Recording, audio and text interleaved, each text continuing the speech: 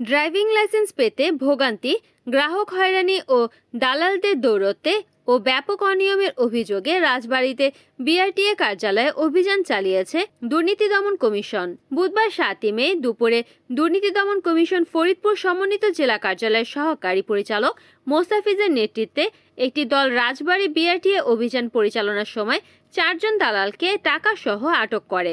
অভিযানে রাজবাড়ী সদর উপজেলার চরলক্ষ্মীপুর গ্রামের আব্বাস আলী খানের ছেলে মোহাম্মদ আশিক খান, রামকান্তপুর ইউনিয়নের কাজীবাঁধা বেথুরিয়া গ্রামের মৃত বেলায়েত হোসেনের ছেলে মোহাম্মদ আকরামুজ্জামান, গোপীনাথদিয়া গ্রামের রহমত আলী মৃধার ছেলে লিয়াকত আলী মৃধা ও পৌরসভার কাজীকান্দা গ্রামের আব্দুল মতিনের ছেলে মোহাম্মদ মনসুর আহমেদকে আটক করা হয়। অনেকে আছে যে মৌখিক পরীক্ষা পাস করতে পারে না, অনেকে লিখিত পাস করতে পারে না, অনেকে আছে আপনার ফিল্ড টেস্টে পাস করতে পারে না। এইগুলো পাস করানোর জন্য তারা বিভিন্ন পরীক্ষার্থীদের কাছ থেকে এই টাকাগুলো আদায় করছে।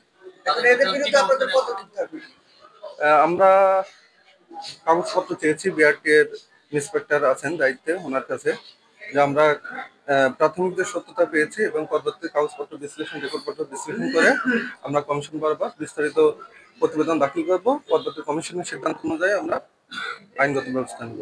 আমরা এখানে 2টা রুম পেয়েছি যেখানে দালালরা বসে থেকে তারা তাদের কার্যক্রম পরিচালনা করে এবং সেই জায়গা থেকে আমরা গ্রেফতার করেছি। ভেতর থেকে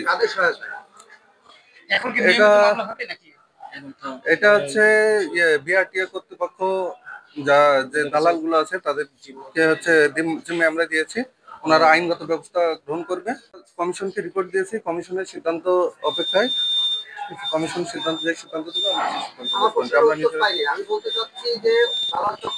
একটা রুম দখল করে আপনার করতে পারে না, সেটা আমরা আমাদের আইনগত যে ব্যবস্থা হয় সে ব্যবস্থা আমরা নিব। ডেস্ক নিউজ, NN টিভি, রাজবাড়ী।